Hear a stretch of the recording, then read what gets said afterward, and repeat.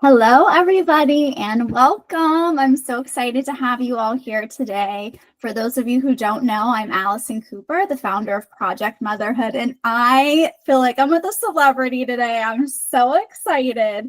I have Karen Johnson from 21st Century Stay-at-Home Mom.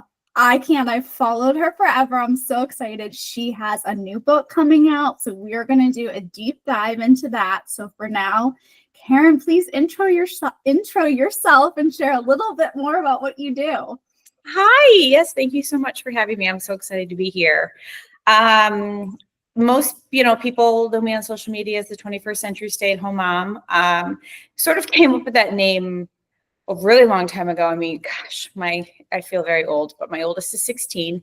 My kids are 16, 14, and 12. And I realized pretty quickly into the stay-at-home mom years, or even probably months, that I wasn't what I thought I would be as a stay-at-home mom. I wasn't my mom or the moms I grew up with. I was really so different. And I thought, I'm going to start writing about and telling all these stories. And I just kind of came up with that name because I said, I think for me, being a stay-at-home mom in this modern age has just been a very different experience. Mm-hmm. So yeah, I've been writing about parenthood for probably 14 years, if you can believe it. And I do have a new book coming out about, my oldest is going to be leaving for college in 2 years, which I get emotional when I say those words out loud. So as far as I can delve into that. And perimenopause and all the other things that are going on right now. So I love that. And I feel like that is so relatable because, yeah, I mean, there are things like looking back, I'm like, oh my gosh, I do this like my mom. And then there's a lot that's just has changed because things just change. We're parenting through technology and all of these things. And I also have a 16-year-old as my oldest, and he's a junior now, so I can relate to that sort of, you're kind of getting ready for not quite to be an empty nester because you still have little ones at home. I do too, but like that first one leaving it's a lot. it is. Well, he's our first. I always tell him, you're my first pancake. I'm still learning as I go. I'm going to mess you up a whole bunch. And so everything he does is so scary because it's the first. Yeah, this next chapter is very overwhelming. Oh, I feel you. So, I mean, piggybacking on that, really. So let's just dive in. Tell us about the book. It comes out May 6th. So everybody, whenever this goes live, it is available for you. And I've included the link in your email. So you jump on over to Amazon and purchase the book.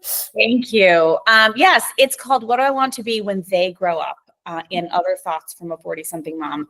And it sort of was born out of, as many of my writing endeavors have been, a social media post that just did really well. Sometimes I'll put something out there on social media that I'll write or, online somewhere. And I just get overwhelmed with people saying, this resonated with me. I feel the exact same way. You're speaking to my soul.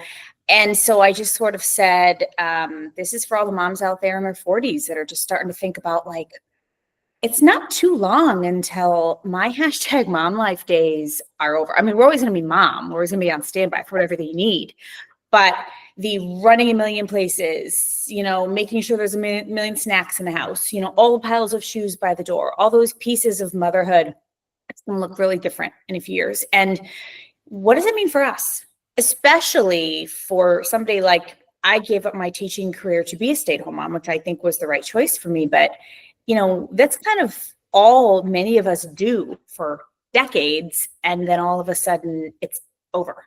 And so let's just start having that conversation before it happens. I think we need to start thinking about it before we have the empty nest, so that we don't wake up one day to a quiet house and say, what am I doing?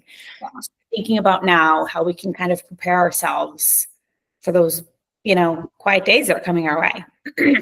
Oh, it's crazy. Like, I know whenever the youngest, when she, because when the youngest gets to a certain age, right, then you're kind of like, okay, I have this little bit of freedom to do things. But yeah, it's sort of like this reverse yes kind of order of that. I know, it's crazy. So in the book, you have this concept of being a ghost mom. And what is that and how do you fix it? My sister said this to me once. She and I are very close. She has 2 girls that are around the same age as my kids. And she said, sometimes I feel like a ghost. And I think this is something that a lot of moms can resonate with. So much of what we do is invisible to our families because there's tiny little things that happen when they're at school, might happen when my husband is at work, but it's so crucial to make sure that the household continues to run. You know, my son, for example, plays hockey. He's just magically signed up. I mean, the amount of hours I've spent just filling out paperwork for my kids to do camp, hockey, baseball, horseback riding, tennis, theater. They do lots of activities. All of it just is already organized. And then the uniforms are clean and whatever they might need has been purchased and is in the cabinet, whatever. And I think sometimes, especially for maybe a stay-at-home mom that doesn't have a paycheck or like a very obvious, tangible thing attached to that for families to see, a lot of our work goes unnoticed and we often feel invisible. And the other way I think that we feel invisible is that, we want our kids to have these moments where they shine and they're up on a pedestal and they're having these great successes. But they wouldn't be up there if it hadn't been for all of the work that we did. And so we're kind of in the background and we're like, and not that we want a ton of credit, but I think sometimes we want to be seen a little bit more. And I really feel like, and I talk about this in the book, it's on us to put the color back in ourselves. I think we should, if we feel invisible and taken for granted, go to our families and say, I need a little bit more appreciation. But I think by and large, it's on us as women and mothers to say, I'm going to find that portrait of me on the wall, paint some color back into her, for myself. Even something as simple as, and I talk about this in the book, we're just write down your name and think about who you are other than mom. Not to say that being mom isn't the most important thing in the world, because for many of us it is, but I'm Karen Johnson and she's a whole lot of other things. And if I write down her name and I think about that and I go do something related to Karen Johnson that's not related to motherhood, it helps bring color back into me. So those are some things, that might help. Love that concept. And it's so important that we have this identity outside of just mom, that, we hear all day long. Yes, absolutely, for sure. Because I think sometimes, even though we know how valuable it is, and I mean, I wanted to be a mother my whole life, it is the most important thing I'm ever going to do with my time on this planet. I do have other pieces of me and I don't want them to be completely forgotten. Yeah, agree. So let's talk about, this is a big one. It's kind of a heavy one, right? The toxic motherhood cocktail, right? All of those things that, that anxiety, the perfectionism, the mom guilt, the sense of failure, all of these things. How do we recognize that? How do we heal it? And then how do we move forward? I think, for me, this is something that I've woven throughout the whole book. I think it's important for us as women and mothers to learn about ourselves. I did not know until I was well into adulthood, and it is a great regret I have that I did not do some self-reflection earlier.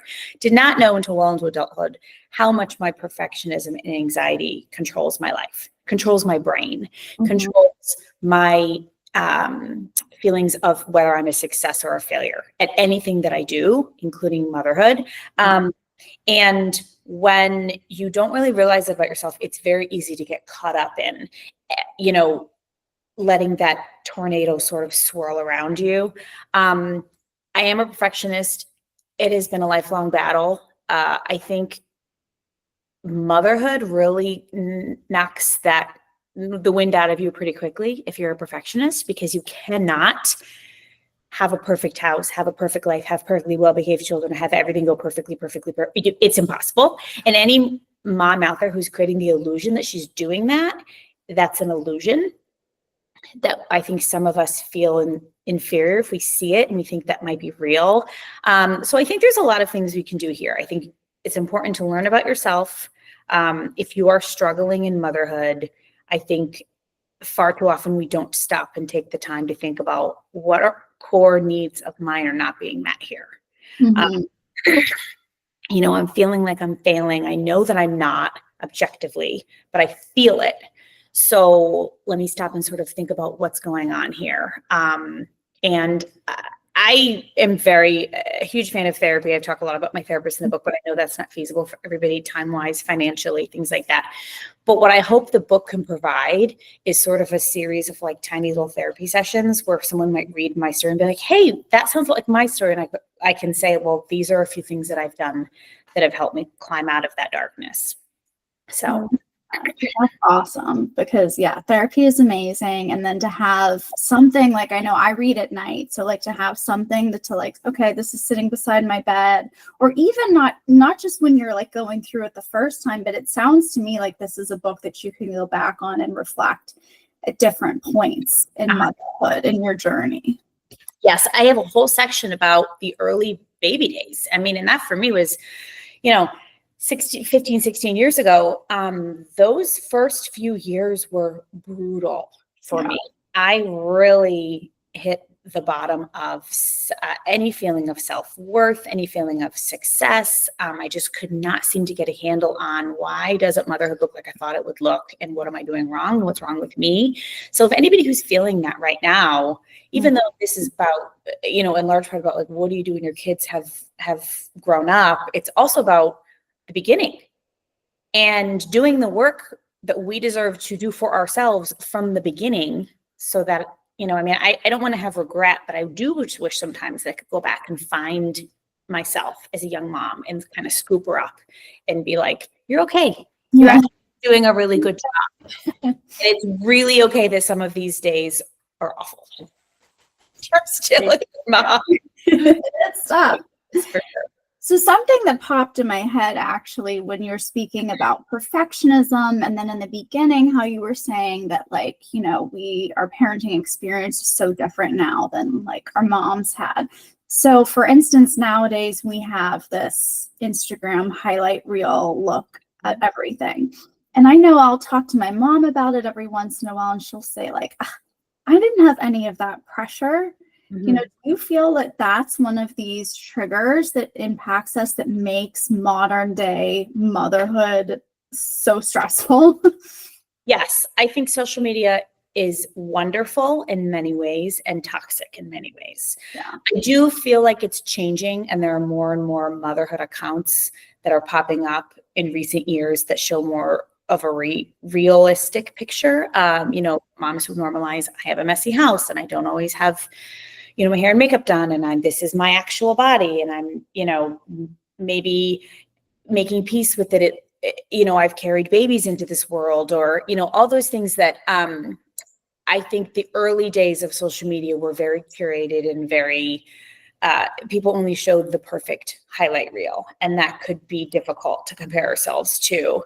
The other big pressure I feel like we have today that mothers years ago didn't have is that, my mom is amazing. She's still a huge part of my life. She was a wonderful stay-at-home mom. But, growing up, I grew up in the 80s. We just went outside and played. Like she was doing stuff all the time. She was always cooking, cleaning, but she wasn't expected to do all of the things that mothers say. Our kids are in a million activities, and we have to constantly sit on the floor and play with them, and we can never let them play alone, and we can never look at our phones. And there's so many rules for moms today, but still have a clean house, cook, all the things that maybe moms 30 years ago did. Not to say that was easier for them, because I'm also grateful that we have technology. I know that I can appreciate that I can order grocery delivery and all the things that they didn't have. But yes, I think the comparison trap that we fall in because of social media, and then the pressure, there are so many extra weights that we are carrying on our shoulders today, I think, that maybe moms years ago didn't have to carry. I love that. Yeah, it's so true. They're such heavy things to think about, and how we all it's a part of our lives, so we fall victim to it, and it's a challenge to overcome, for sure. Yeah, absolutely. I have a big section in my book that's I have it, and I remember I put it in italics because I was very passionate was writing about it. Today's mom is expected to, lose the baby weight and work out and cook her kids homemade organic food and sit on the floor and play with them and make sure. And the list just never, and do it while smiling, and don't yell at your kid. I mean, it's unbearable. the expectations. That's crazy. So was there a moment that you had, like, you know, you're going through navigating all these things that you said, this is why I'm writing this book, like, that made you go, this is why I have to. I mean, honestly, my dedication, which I'm probably spoiling it because it's kind of special, but I dedicate the book to 8-year-old me. When I was a child, I used to write books as a kid, and have always said growing up, I want to be a writer, I want to be a writer. And eventually that dream sort of fell away, and I became a teacher, and I taught high school English. So writing and reading was still a big part of my life. But I always had, I think, in my mind that I wanted to write a book, or write books in general. And I just never could really figure out what it would look like. I was afraid of failing. I talk about this. I was constantly getting in my own way. If I put myself out there and I try this and it doesn't go great, then I have to deal with that. And that's very hard when you're a perfectionist. But when I started talking about other women in their 40s who are starting to anticipate this next chapter, and having watched my mom go through it and my other women in my life go through it before me, then I started to think, I think this is it. I think this is the book. The next step is now I have to actually do it. And as a writer, you have two fears. What if nobody reads it, but you also are afraid, what if people do read it? Because then you have to deal with people, Any criticism of it.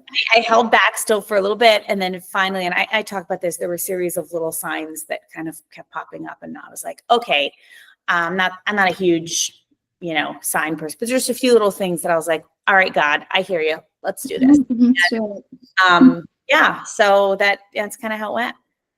I love that. Love it. Well, we've only touched on, a few things, but the topics that we've touched on are so, amazing.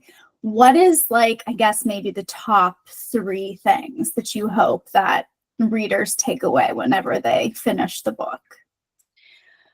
I really hope that more women learn to kind of join me on this journey to believe in ourselves more, to sort of work through that self-doubt, to value ourselves more. I think the body positivity movement has been really wonderful, but it's more than just looking in the mirror and making peace with or learning to like what we see physically, which I think is a big piece, but also learning how valuable we are for a million other reasons. And I think oftentimes as moms, we put everything we desire and all of our dreams and hopes on the back burner because we give everything to our kids, which that's part of the gig. And I did it too. And I'm still doing it, in a lot of ways. But having this moment where suddenly we are not needed as much because our kids have found their independence, they've grown up. I really hope that we can all come together and start to say, I think I'm going to take a turn, whatever that looks like. It might be something huge, like a whole new career. It might be something small, like I'm going to start doing more things for myself. It might be I'm going to start learning more about myself. And that's sort of the whole purpose that I weave throughout is that, we give so much to our families. We want to give so much to our families. It makes us feel good. It's what motherhood's all about. But that doesn't mean that we're invisible. It doesn't mean we're ghosts. It doesn't mean we have to forget who we are other than, outside of mom. Agree. Do you have any special message for the next generation of women and mothers? Yes. The comparison trap. Keep fighting it. Yeah. I talk a lot about not just the toxic diet industry that thrives on us hating what we see in the mirror, but the anti-aging industry really bugs me. I don't want women who invest in those types of things to feel like I'm putting them down. I think we all should do what makes us feel good. If it makes you feel good to invest in products and things that make you feel beautiful and make you want to kind of go out and see the world, I think we should all do that. But your self-worth is not tied to whether or not you look your age. I'm 45. I look like I'm 45. I'm okay with looking like I'm 45. I'm not investing my money and time into things to try to look 25. And so I think that the next generation is starting to embrace a little more realism. They're telling the truth. They're showing their normal houses that look like people live there. Just keep being honest with yourself and having, normalizing just putting your honest self out there into the world, that you don't have to curate that image, and you're still valuable and important, and you're a good mom, whatever your body looks like, whatever your face looks like. Those messages I think are seeming to pop up more and more with this next generation. I think it's awesome.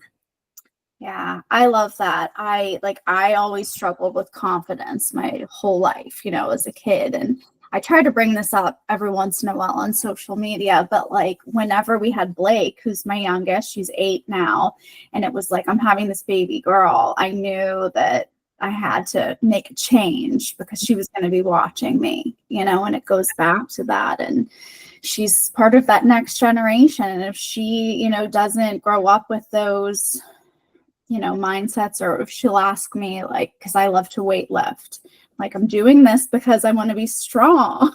Yeah, so I can, chase after your kids one day. And, like there's this message that I'm seeing more and more about the dream body. And a lot of these influencers saying my dream body is picturing that when I'm older, I can travel, chase my grandkids. Like the way that you phrase, that you describe your dream body I think is really powerful.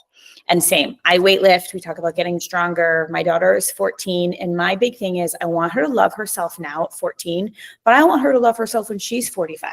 Yeah. So she needs to hear those messages from me, that I'm taking care of myself, but then I'm also embracing, like, this is who I am. This is what I look like. This is the only body I'm ever going to get. I'm not going to insult it. I'm not going to beat it up. So that she doesn't do those same things. Yeah, I love that. Those are such powerful messages. Now, I guess looking back, do you have any motherhood regrets? Are there any things that you wish that if you could go back, you would change it? Yeah, I do. And it makes me sad. We all do. I oftentimes will catch myself looking longingly at a new mom holding a baby or a toddler. And I wish I could go back and help her let go of some of those perfectionist feelings of failure. I would always, as soon as my kids were asleep, I would put them down because I would be like, I have to now make some use of this time, because the house is never clean enough, or it was just never enough. I never felt like I was enough. And it's so cliche, but I would love to just go back and just sit and hold them and be like, it's really fine. It's really fine if the house is a mess. Yeah. You're a good mom. And my house was a mess a lot. We've all been there. I could find her and be like, I know you're looking around and you feel so disappointed in yourself that you don't have this all together somehow. I had 3 babies in 5 years. So I was just drowning in babies and toddlers for so long. You can't maintain a level of perfectionism in that. I really feel like I missed out on a lot of joy because I did not have to let a lot of that go. And I allowed it to impact my well-being and impact the way I viewed myself as a mom. But, we can't go back. All I can do is tell my story now that I'm sort of on the other side and I have teenagers that I be like, you all can clean the house now.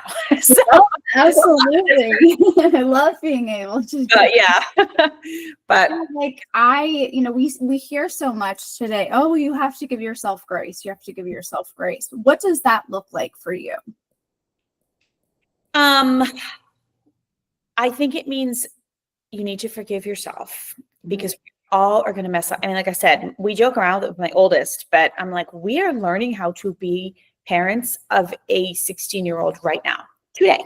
He's in driver's ed, learning to drive. We're learning how to parent a child who's learning how to drive. I'm learning how to parent a 14-year-old daughter for the first time. All the things. So I think a big part of it is at the end of the day, you can look at your children and say, did they laugh? Do they feel joy? Do they smile? Do they feel loved? I'm doing a good job. I'll wake up tomorrow and I will do my best again. And I will get a lot right. I will get a lot wrong. But the expectations we put on ourselves, I think that we allow society to put on us. And then I think we also add onto our own shoulders too. It's unbearable. And then we spend our motherhood years feeling like failures the whole time. Yeah. Because we never achieve all the things we want to achieve and feel like we are keeping all the balls in the air. I talk about in the book how we all try to keep all the balls in the air constantly. And I talk about how, parenting is like a Ferris wheel and you just got to keep it going, got to keep it going, got to keep it going. You can't let it break down. And I remember my therapist said to me one time, well, you're going to drop a ball. I'm like, well, I can't. And she's like, you're going to. So figure out how to make peace with that. And I was like, oh, you're right. I am going to drop a ball. This Ferris wheel is going to break down at some point. And I have to learn to just be able to give myself grace and say, all right, I'm going to pick it back up and keep going. But man, as a perfectionist, it's damn near impossible to actually allow that to be okay. Yeah. And so a work in progress on that. Yes, we're always a work in progress. I would say one thing I started doing recently was like apologizing to my kids if I felt like I did something wrong or like I reacted wrong or I did, because I feel like there's such a, there are some parents who believe that it's what mom and dad say, that's right, and that's it, and that's end of discussion. And we're all human. We're all learning and changing and evolving, and nobody's ever always right and has all the answers. And sometimes we mess up. And I think when kids know that from the start, it gives them that that kind of permission, I guess, in a sense, to be like, okay, I can make a mistake and it's gonna be okay. 100%. I think there's so much to be said. I mean, as a person with anxiety, if I don't feel like I have control over my life, whether it's that the house is a mess or we just have too many activities or there's just too much going on, I will sometimes just, lose it. And my family will feel the brunt of that. And it comes out sometimes as anger, it comes out as frustration. And I do have to look back and realize afterwards, like, it really wasn't anyone's fault, but I have to own it. And apologize and say, I'm still working on this. And it gives them then the pathway to be able to work on their own selves and apologize as they continue to, hurt people they love without wanting to, without meaning to. We all do it. So absolutely. Absolutely.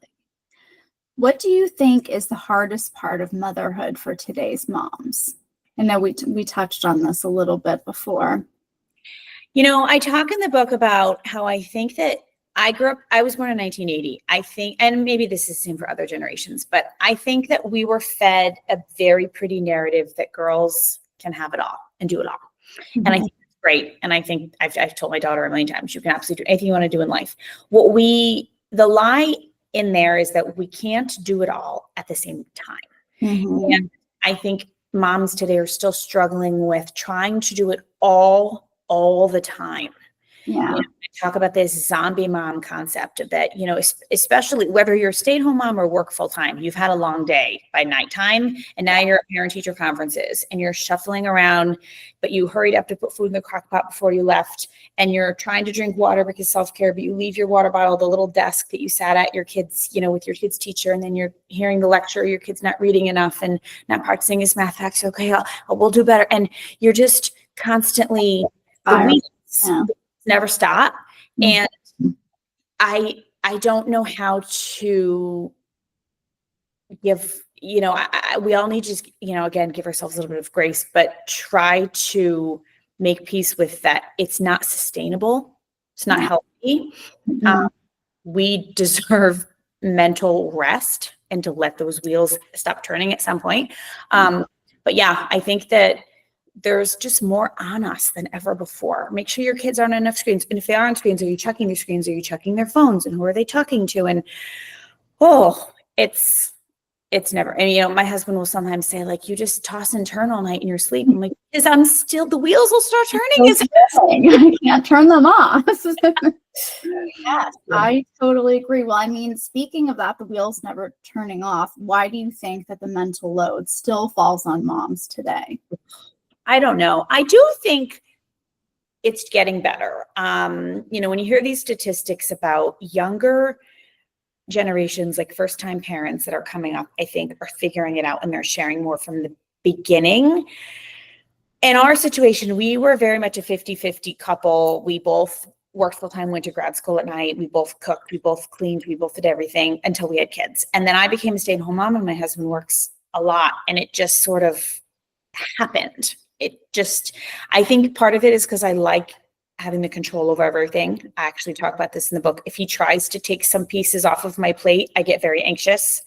And I'm like, nope, I'll just do it because then I know it's done my way and it's done when I want it to be done.